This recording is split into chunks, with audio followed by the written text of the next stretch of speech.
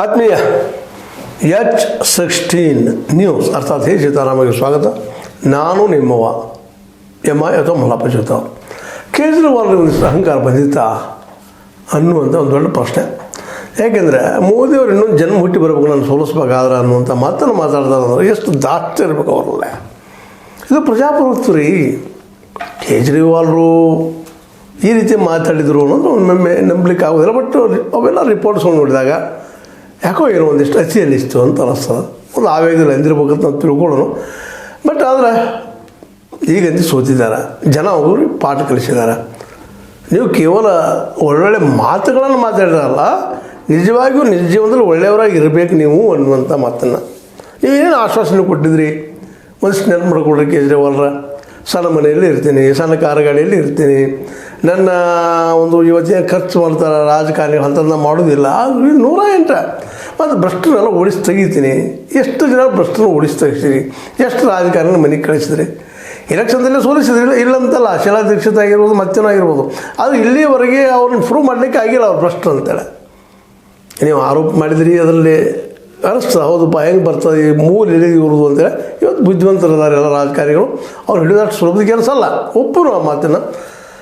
ಆದರೂ ಈ ರೀತಿಯ ಒಂದು ಏನಪ್ಪ ಅಂತಂದ್ರೆ ಏನು ನೀವು ಪ್ರಚಾರ ಮಾಡ್ಕೊಂಡ್ರು ಅಥವಾ ಒಂದು ನೀವು ಹುಸ್ತನ ಮಾಡಿದ್ರೋ ಅದು ಆಗಬಾರ್ದಾಗಿತ್ತು. ಅದು ಆಗಬಾರ್ದಾಗಿತ್ತು. ಒಬ್ಬ ನಾಯಕ ಈ ರೀತಿ ಮಾತಾಡೋದು ಅಲ್ಲ. ಮತ್ತು ನೀವು ಎಷ್ಟು ಚೇಂಜ್ ಮಾಡಿದ್ದೀರಿ ನಿಮ್ಮ ಲೈಫ್ದಲ್ಲೇ. ಗಾಂಧೀಜಿಯವ್ರನ್ನ ಉಪಯೋಗ ಮಾಡ್ಕೊಂಡ್ರಿ, ಅಣ್ಣಾ ಹಜಾರೆಯವ್ರನ್ನ ಉಪಯೋಗ ಮಾಡ್ಕೊಂಡ್ರಿ, ನಂತರದಲ್ಲಿ ಭಗತ್ ಸಿಂಗ್ ಮತ್ತು ಅಂಬೇಡ್ಕರ್ ಉಪಯೋಗ ಮಾಡ್ಕೊಂಡ್ರಿ ಪಂಜಾಬ್ ಎಲೆಕ್ಷನ್ದಲ್ಲೇ. ಈಗ ಸನಾತನದ ಬೆನ್ನೈತಿ. ನೀವು ಯಾರು ಅಂತ, ನಿಮ್ಮ ವಿಚಾರ ಏನು? ಹೌದು, ಮಿಡಲ್ ಮ್ಯಾನ್, ಒಬ್ಬ ಬುದ್ಧಿವಂತ ವ್ಯಕ್ತಿ ಅಂದ್ರೆ ಉಸಿರು ಒಳ್ಳೆಯ ರೀತಿ ಬದಲಾಗಬೇಕು. ಇದಕ್ಕಾಗಿ ನಿಮಗೊಂದು ಯಾವುದೇ ಸಿದ್ಧಾಂತ ಇಲ್ವಾ? ಬಡ ಜನರ ಪರವಾಗಿ ಆದರೂ ಒಂದು ಸಿದ್ಧಾಂತ ಬೇಕಲ್ವ ಯಾವುದಾದ್ರೂ? ಭ್ರಷ್ಟಾಚಾರ ಬೇಡ ಅಂತ ಹೇಳುವಂಥವ್ರು ನೀವು ಇಲೆಕ್ಷನ್ದಲ್ಲಿ ದುಡ್ಡು ಖರ್ಚು ಮಾಡೋ ಅವಶ್ಯಕತೆ ಇತ್ತು ನಿಮಗೆ? ನೀವು ಪ್ರಾಮಾಣಿಕವಾಗಿ ಜನರಿಗೆ ಮುಟ್ಟಿದ್ರೆ ಸಾಕಾಗಿತ್ತು. ಮತ್ತು ಜನ ಅದನ್ನೇ ಬಯಸ್ತಾ ಇದ್ರು. ಇಡೀ ದೇಶದ ಜನ ನಿಮ್ಮಿಂದ ಅದನ್ನೇ ಬಯಸ್ತಾ ಇತ್ತು. ಹೌದು, ಪ್ರಾಮಾಣಿಕವಾದಂಥ ಒಂದು ಹೋರಾಟದಿಂದ ಬಂದಂಥವ್ರು ನೀವು, ಭ್ರಷ್ಟಾಚಾರದ ವಿರೋಧದ ಹೋರಾಟದಿಂದ ಬಂದಂಥವ್ರು ನೀವು. ಅಂಥವ್ರು ದಿನ ಹೋದಂಗೆ ಈ ಭ್ರಷ್ಟತೆ ಆರೋಪ ಹೊಂದಿದಂಥವ್ರ ಜೊತೆಗೆ ನಿಮ್ಮನ್ನು ಗುರುತಿಸ್ಕೊಳ್ಳಿಕ್ಕೆ ಹಚ್ಚಿದ್ರಿ. ಪಾರಂಪರಿಕ ಪಾರಂಪರ್ಯದ ಆಡಳಿತ ಒಪ್ಕೊಳ್ಳಿಕ್ಕೆ ಹಚ್ಚಿದ್ರಿ. ಅಖಿಲೇಶ್ ಯಾದವ್ ಆಗಿರ್ಬೋದು, ಜೊತೆಗೆ ಮಣ್ಣು ಇಂಡಿಯಾ ಗಠಬಂಧನ್ ಮಾಡ್ಕೊಂಡ್ರಿ. ಮಮತಾ ಬ್ಯಾನರ್ಜಿ ಅವರಾಗಿರ್ಬೋದು, ಇನ್ನೊಬ್ರು ಆಗಿರ್ಬೋದು, ರಾಹುಲ್ ಗಾಂಧಿ ಅವರಾಗಿರ್ಬೋದು.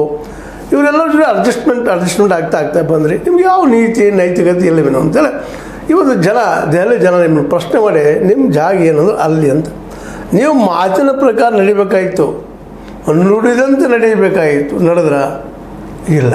ಹೌದು, ಗ್ಯಾರಂಟಿಗಳನ್ನು ಕೊಟ್ರಿ, ಒಳ್ಳೆ ಕೆಲಸ ಮಾಡಿದ್ರಿ, ಬಜೆಟ್ ಲಾಭದಲ್ಲಿ ಇಟ್ರಿ, ನಿಮಗೇನು ಸಾಧ್ಯದ ಎಲ್ಲ ಮಾಡಿದ್ರಿ. ಅದಕ್ಕೆ LGಯಿಂದ ಅದು ಕೇಂದ್ರ ಸರ್ಕಾರದಿಂದ ಇನ್ನಷ್ಟು ನಿಮಗೆ ಸಹಕಾರ ಸಿಕ್ಕಿದ್ರೆ, ನಿಮಗೆ ಪೂರ್ಣ ಪ್ರಮಾಣದ ಆಡಳಿತವನ್ನು ಮಾಡೋದಕ್ಕೆ ಫ್ರೀ ಹ್ಯಾಂಡ್ ಆಗಿದ್ರೆ ನೀವು ಇನ್ನೂ ಒಳ್ಳೆ ಕೆಲಸ ಮಾಡ್ತಿದ್ರಿ ಅನ್ನೋದ್ರಲ್ಲಿ ಎರಡು ಮಾತಿಲ್ಲ ಅದರಲ್ಲಿ. ಆದ್ರೆ ಇಷ್ಟೊಂದು ಗರ್ವ, ಇಷ್ಟೊಂದು ಅಹಂಕಾರ ಬೇಕಾಗಿತ್ತ ಅಂತೇಳಿ. ಯಾಕಂತ ಜನ ನೋಡ್ತಾ ಇರ್ತಾರೆ. ಮತ್ತು ಅದನ್ನು ದೊಡ್ಡ ಇಶ್ಯೂ ಮಾಡೋಂಥವ್ರು ಇದ್ದಾರೆ. ನೀವು ಗೊತ್ತಿಲ್ಲ BJP ಅವ್ರು ಎಂಥವ್ರು ಇದ್ದಾರೆ ಅಂತೇಳಿ. ಅದನ್ನೊಂದು RSS ಬ್ರೈನ್ ಅದ ಅನ್ನೋದನ್ನು ನೀವು ಮರಿಬಾರ್ದಾಗಿತ್ತು. ಬ್ರೈನ್ ಮತ್ತು ಕಾಲು ಕೈ ಎಲ್ಲ ಇದ್ದಂಥ ಒಂದು ಶಕ್ತಿ ಅದ. ಅಂಥ ಒಂದು RSS ಜನ ನಿಮ್ಮನ್ನು ಸುಲಭವಾಗಿ ನಿಮ್ಮ ಒಂದೊಂದು ಮಾತಿನಲ್ಲೂ ಹುಳಕ್ಕೆ ಕೊಡ್ತೀವಿ ಅಂತವ್ರು.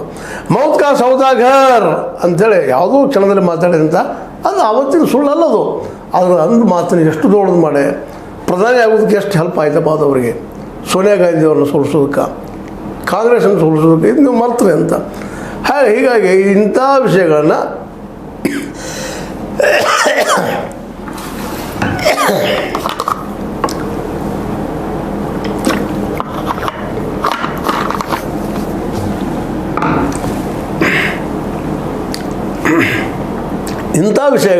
ಇಂಥ ಮಾತುಗಳನ್ನು ಆರೋಗ್ಯದಲ್ಲಿ ಮೊದಲು 100 ಸಲ ಯೋಚನೆ ಮಾಡಬೇಕಾಗ್ತದೆ. ಇದ್ಯಾವುದೂ ಮಾಡಲಿಲ್ಲ ಕೇಜ್ರಿವಾಲ್ರು. ಯಾಕೆಂತಂದರೆ ನಿಧಾನಕ್ಕೆ ಅವರಲ್ಲಿ ನನ್ನ ದಿಲ್ಲಿಯಿಂದ ಯಾರೂ ಓಡಿಸ್ಲಿಕ್ಕೆ ಸಾಧ್ಯ ಇಲ್ಲ. ಅದು ಒಂದು ಲೋಕಸಭಾ ಚುನಾವಣೆಯಲ್ಲಿ BJP ನಾವೀಗ ನಾವು ಗೆಲ್ತೀವಿ, ನಮ್ಮ ಒಂದು ಕೇಜ್ರಿವಾಲ್ ಮಾತು ನಡೀತಾರೆ ಅಂತ ತೆರಳಿ ಏನು ಸೇರಿತು ನಿಮಗೆ. ಹೋಗಲಿ ಕೊನೆಯ ಕ್ಷಣದಲ್ಲಿ ಒಂದು 5 ಸೀಟ್ ಆದರೂ ನೀವು ಕಾಂಗ್ರೆಸ್ ಬಿಟ್ಕೊಟ್ಟಿದ್ದಾರೆ. ನೀವು ಓಟ್ ಬಿಟ್ಟು ಪರ್ಸೆಂಟೇಜ್ ಕಡಿಮೆ ಆಗಿದ್ದೀವಿ, 10-12 ಸೀಟ್ ಗೆಲ್ಲೋ ಸಾಧ್ಯಗಳಿದ್ದೀವಿ ಇವತ್ತು. ಇದು ನಿಮಗೆ ಮೂಲ ಆಯ್ತು ಇವತ್ತಂತ. ಇದರಾದ ಎಲ್ಲ ಬೇಕಾಗಿಲ್ಲ ನಿಮಗೆ. ಯಾಕಂದರೆ ಕಾಂಗ್ರೆಸ್ ಜೊತೆಗೆ ಸರ್ಕಾರ ಮಾಡಿ ಒಂದು 48 ದಿವಸ 50 ದಿವಸ ಮಾಡಿ ನಂತರ ಗೆದ್ದರು ನೀವು ಮ್ಯಾಕ್ಸಿಮಮ್ ಮೆಜಾರಿಟಿಯಿಂದ. ಆಗ ಎರಡು ಪಕ್ಷದ್ದು ಆಗ ನಾವು ಗೆದ್ದಿದ್ರೆ. ಆದರೆ ಈಗ ಆಗಿನ ಕೇಜ್ರಿವಾಲ್ ಎಲ್ಲ ಇವತ್ತು ಇವತ್ತು ನೀವು ಎಲ್ಲ ಪಕ್ಷಗಳ ಜೊತೆ ಅಡ್ಜಸ್ಟ್ಮೆಂಟ್ ಮಾಡ್ತಾ ಹೋದ್ರಿ. ಮತ್ತು ನಿಮ್ಮ ಒರಿಜಿನಲ್ ಫ್ರೆಂಡ್ಸ್ಗಳನ್ನ ಬಿಟ್ಟಿದ್ದು ಭಾಳ ದೊಡ್ಡ ತಪ್ಪು ಮಾಡಿದ್ರಿ ನೀವು. ಅಪರಾಧಿಯ ತಪ್ಪು. ಒಂದಿದ್ದು ಅಣ್ಣ ಹಜಾರೆ ಅವ್ರನ್ನ ವಿಶ್ವಾಸ ತೊಗೋಬೇಕಾಗಿತ್ತು, ಭೇಟಿ ಆಗಬೇಕಾಗಿತ್ತು, ಚರ್ಚೆ ಮಾಡಬೇಕಾಗಿತ್ತು. ಇಲ್ಲ ರೀ ನಾನು ಈ ದೃಷ್ಟಿಕೋನ ತೊಗೊಂಡಿದ್ದೀನಿ ಅಂತೇಳಿ ಅವರ ಮಾರ್ಗದರ್ಶನ ನಿರಂತರ ತೆಗೆದುಕೊಳ್ತಾ ಹೋಗಿದ್ದೀರಪ್ಪ ಅಂತಂದ್ರೆ ಅದು ಒಂದು ಡಿಫ್ರೆಂಟ್ ಆದಂಥ ಒಂದು ರಾಜಕಾರಣ ಆಗ್ತಿತ್ತು. ಬಿಲ್ಕುಲ್ ಭ್ರಷ್ಟಾಚಾರ ರಹಿತ ಅಂತ ಆಡಳಿತ ಇನ್ನಷ್ಟು ಜೋರಾಗಿ ಕೊಟ್ಟಿದ್ರೆ ಇನ್ನೂ ಬೇರೆ ಆಗ್ತದೆ. ಅಂದ್ರೆ ನಾವು ಇಮಾನ್ದಾರ, ನೀವು ಇಮಾನ್ದಾರ ಉಳಿದ್ರಿ. ಆದರೆ ಅಧಿಕಾರಶಾಹಿ ಜನ ಅಲ್ಲೇ ಎಷ್ಟು ಮಂದಿ ಶಿಕ್ಷೆ ಆಯಿತು, ಎಷ್ಟು ಮಂದಿ ಅಧಿಕಾರಿಗಳು ಮನೆಗೆ ಹೋದರು, ಎಷ್ಟು ಮಂದಿ ಭ್ರಷ್ಟಾಚಾರದ ಆರೋಪ ಹೊತ್ತಂಥವ್ರು. ಇನ್ನು ಭ್ರಷ್ಟಾಚಾರ ನಿಂತದ ಜಿಲ್ಲೆಯಲ್ಲೇ. ಇದನ್ನು ದೊಡ್ಡ ಇಶ್ಯೂ ಮಾಡಿ ಇವತ್ತು BJP ಅವರು ಹೇಳ್ತಾ ಇದ್ದಾರೆ, ಇಲ್ಲ ಭ್ರಷ್ಟಾಚಾರ ಇಲ್ಲೂ ಅದ, ಇವರ ಸ್ವತಃ ಭ್ರಷ್ಟರದಾರ. ಇಂಥ ಅನೇಕ ಆರೋಪಗಳು 1, 2 ತೊಗೊಂಡ್ರಿ, ಜೈಲಿಗೂ ಹೋಗಿ ಬಂದ್ರಿ. ಅದು ನೀವು ಪ್ರಾಮಾಣಿಕ ಅಂತ ನಮಗೂ ಅನಿಸ್ತದೆ. ಆದರೆ ರಾಜಕೀಯ ವ್ಯವಸ್ಥೆ ಎಷ್ಟು ಗಟ್ಟಿಗೊಂಡದಪ್ಪ ಅಂತಂದ್ರೆ ಅದರಲ್ಲೂ ಈ ದೇಶದ ಇವತ್ತಿನ BJPಗರು ಭಾಳ ಬುದ್ಧಿವಂತರು, ಜೊತೆಗೆ RSSದವರು. ಅವರು ಸುಲಭಲ್ಲ. ನೀವು ಕೊನೆಗೆ ಸನಾತನ ಅನ್ನೋ ಅವಶ್ಯಕತೆ ಇರಲಿಲ್ಲ. ನೀವು ಹಿಂದೂ ಮುಗಿದೋಯ್ತು, ನಾವು ಸನಾತನ ಅನ್ನೋಂಥ ಅವಶ್ಯಕತೆ ಇತ್ತಾ? ನಿಮ್ಮಿಂದ ಬರಬೇಕಾಗಿದ್ದು ದೆಹಲಿಯ ಡೆವಲಪ್ಮೆಂಟ್, ದೆಹಲಿಯ ಅಭಿವೃದ್ಧಿ, ಅವು ಮಾತು ಬರಬೇಕಾಗಿತ್ತು. ಇನ್ನೂ ಏನು ಮಾಡ್ಲಿಕ್ಕೆ ಸಾಧ್ಯ? ಉದ್ಯೋಗ ಇಸ್ಕೊಳ್ಳಿ ಅಂದರೆ ಕೊನೆಗೆ ಅದಿಷ್ಟೊಳಗೆ ಜನರ ವಿಶ್ವಾಸ ನಿಮ್ಮಿಂದ ಭಾಳ ದೂರ ಆಗಿದೆ. ಈಗಾದರೂ ಏನು ಅಡ್ಡಿ ಇಲ್ಲ, ಸೂಚಿದ್ದೀರಿ. ಈಗ ನಿಮ್ಮನ್ನು ನೀವು ಮರು ವಿಮರ್ಶೆ ಮಾಡಿಕೊಳ್ಳಿ. ನೀವು ಯೋಗೇಂದ್ರ ಯಾದವ್ ಅಂಥವ್ರನ್ನ, ಇನ್ನುಳಿದ ನಿಮ್ಮ ಹಿರಿಯ ಹಿಂದಿನ ಮಿತ್ರರನ್ನು, ಪ್ರಶಾಂತ್ ಭೂಷಣ್ ಅಂಥವ್ರನ್ನು ನೀವು ಇವ್ರ ಜೊತೆ ಹೊಂದಾಣಿಕೆ ಆಗಲಿಕ್ಕೆ ಸಾಧ್ಯನೇ ಇಲ್ಲ. ಇವತ್ತು ಕಾಂಗ್ರೆಸ್ ಇರ್ಬೋದು, BJP ಇರ್ಬೋದು, ಮತ್ತೊಂದು ಇರ್ಬೋದು, ಇವ್ರ ಜೊತೆ ಹೊಂದಾಣಿಕೆ ಆಗೋದಿಲ್ಲ. ಇವನ್ ಅಖಿಲೇಶ್ ಯಾದವ್ ಇರ್ಬೋದು, ಇವರೆಲ್ಲರೂ ಈಗಾಗಲೇ ಭ್ರಷ್ಟಾಚಾರ ಆರೋಪದಲ್ಲಿ ಮುಳುಗಿ ಹೋದಂಥವ್ರು. ಇವರು ಪರಿವಾರವಾದ ಎಲ್ಲರಲ್ಲೂ ಅದ. ಇವತ್ತು ಲಾಲು ಪ್ರಸಾದ್ ಯಾದವ್ ಇರ್ಬೋದು, ಅವ್ರ ಮತ್ತು ತೇಜಸ್ವಿ ಯಾದವ್ ಇರ್ಬೋದು. ಈ ದೇಶದ ಯಾವೊಬ್ಬ ವ್ಯಕ್ತಿಯು, ಯಾವೊಬ್ಬ ರಾಜಕಾರಣಿಯು ಭ್ರಷ್ಟಾಚಾರ ಲೇಪಿಲ್ಲದ ಹೆಸರಿಲ್ಲದವ್ರು ಯಾರು ಆರೋಪ ಎಲ್ಲರ ಮೇಲೂ ಇದ್ದಾವೆ. ಇಂಥವ್ರಿಗೆ ಹೇಳ್ತಾನೆ ಮಾಡಿ ನೀವು ನಾಶ ಆದರೆ ನಿಮ್ಮ ಶ್ರೀಮಂತ. ಇವತ್ತು ಏನು ಕಾಲ ಮಿಂಚಿಲ್ಲ. ನಿನ್ನೆ ನಮ್ಮ ಯೋಗೇಂದ್ರ ಯಾದವ್ ಅವ್ರು ಮಾತು ನೋಡಿದಾಗ ಇವತ್ತು ನೀವು ಅಂಥವ್ರನ್ನ ವಿಶ್ವಾಸ ತೆಗೆದುಕೊಂಡ ಕುಮಾರ ವಿಶ್ವಾಸ ನಿಮ್ಗೆ ದುರ್ಯೋಧನ ಅಂತ ಕರೆದ್ರು. ಅವ್ರ ಪಾಪಿನಲ್ಲಿ ಭರವಸೆ ಬಂದಿದ್ದರು. ನೋವಾಗ್ಯದವ್ರ ಒಳಗೆ ನೋವಾಗ್ಯದ. ನೀವು ಮೊದಲಿನ ಕೇಜ್ರಿವಾಲ್ ಆಗಿ ಉಳಿಲಿಲ್ಲಲ್ಲ, ನನ್ನ ಮಿತ್ರ ಅಂತೇಳಿ ಅದಕ್ಕಾಗಿ ಟೀಕೆ ಮಾಡಿದ್ದಾರೆ ಅವ್ರು ಎಲ್ಲರೂ ಇನ್ನೂ ವಿಶ್ವಾಸ ತೊಗೊಂಡ. ಈ ಹಳೆಯ ರಾಜಕಾರಣ, ಈ ಉಳಿದ ರಾಜಕಾರಣ ಮಾಡೋಂಥ ರಾಜಕಾರಣ ನೀವು ಮಾಡ್ತಾ ಹೋದ್ರೆ ಇಲ್ಲೇ ಹೊಸ ವ್ಯಾಖ್ಯಾನ ಇಲ್ಲ, ಹೊಸ ದಾರಿ ಇಲ್ಲ. ಇವತ್ತು ನೀವು ನಿಜವಾಗಿ ವಿರೋಧ ಪಕ್ಷವಾಗಿ ಇವತ್ತೇನು ಆಶ್ವಾಸನೆ ಕೊಟ್ಟಿದ್ದಾರೆ BJPಗರು, ಆ ಆಶ್ವಾಸನೆ ಈಡೇರಿಸದೆ ಹೋದ್ರೆ ಬೆನ್ನತ್ತಿ ಹೋರಾಟ ಮಾಡುವಂಥ ಒಂದು ರೂಢಿಯನ್ನು ನೀವು ಮಾಡೇ ಮಾಡ್ತೀರಿ. ಆದರೂ ಇನ್ನೂ ಪ್ರಾಮಾಣಿಕವಾಗಿ ನೀವು ವರ್ಕ್ ಮಾಡಬೇಕಾಗಿದೆ. ನಿಮ್ಮನ್ನು ಸುಲಭವಾಗಿ ಬಿಟ್ಟು ಕೊಡೋದಿಲ್ಲ BJPಗರು. ಯಾಕಪ್ಪ ಅಂದ್ರೆ ಮೋದಿಯವರು ಮತ್ತು ಶಾರ್ ಅವ್ರ ಕಣ್ಣಲ್ಲಿ ನೀವು ಟಾರ್ಗೆಟ್ ಇದ್ದೀರಿ. ನೀವು ಮತ್ತು ರಾಹುಲ್ ಗಾಂಧಿಯವರು, ನೀವು ಈ ದೇಶದ ಭವಿಷ್ಯದ ಇಬ್ಬರು ನಾಯಕರು. ಅದರಲ್ಲೂ ರಾಹುಲ್ ಗಾಂಧಿ ನೀವೇನೋ ಅನ್ರಿ, ರಾಹುಲ್ ಗಾಂಧಿ ಸಿದ್ಧಾಂತಕ್ಕೆ ಬದ್ದಿದ್ದಾರೆ. ಈ ಒಂದು ಹಿಂದುಳಿದ ಸಮುದಾಯ ಆಗಿರ್ಬೋದು, ಅಥವಾ SC ST ಆಗಿರ್ಬೋದು, ನೀವು ಅಂತೀರ ಬಾಯಲ್ಲಿ, ಆದರೆ ಅದ್ರ ಸಲ ಹೋರಾಟ ಮಾಡ್ತಾ ಇದ್ದಾರೆ. ಜನಗಣತಿ ಆಗಬೇಕು, ಅವ್ರಿಗೆ ರಿಸರ್ವೇಷನ್ ಸಿಗಬೇಕು, ನಿಮ್ಮ ಗ್ಯಾರಂಟಿಗಳು ಅವ್ರು ತೊಗೊಂಡಾರ.